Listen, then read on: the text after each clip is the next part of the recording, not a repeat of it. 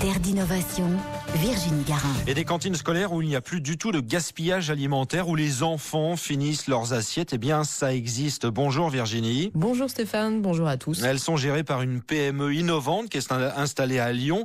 Elle s'appelle 1001 Repas et d'ailleurs Virginie, elle a remporté hier le prix Entreprise et Environnement décerné par le ministère de l'écologie. Voilà, alors ce sont des cantines zéro gaspille. Il y en a 33 en France, de l'école primaire au lycée.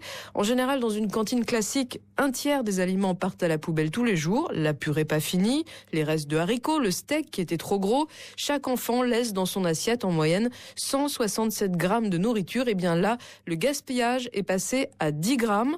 Comment ? Les enfants se servent eux-mêmes selon leur appétit.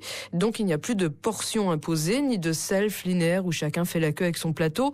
Là, le restaurant est organisé en buffet, un pour les entrées, un autre pour les plats chauds, et chacun prend ce qu'il veut, avec la consigne de tout manger. Les employés du restaurant l'expliquent aux enfants et ça marche. Le message passe d'ailleurs beaucoup plus vite qu'auprès des adultes, car 1001 Repas gère aussi des restaurants d'entreprise et donc a pu comparer. Alors si les cantines zéro gaspille fonctionnent, c'est aussi parce que la qualité des plats est meilleure. Les fournisseurs sont locaux, les matières premières sont un peu plus chères, mais le coût est compensé par l'économie réalisée en supprimant le gaspillage.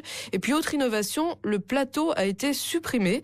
Le plateau dans une cantine, c'est 40% de la vaisselle, donc des dépenses d'eau et d'électricité. Là, chacun se sert avec son assiette à la main. Enfin, les chefs sont formés pour adapter les repas aux saisons et à la température extérieure. Si vous proposez de la choucroute quand il fait 30 degrés, il y a de gros risques qu'elle reste dans l'assiette. Merci beaucoup Virginie Garin.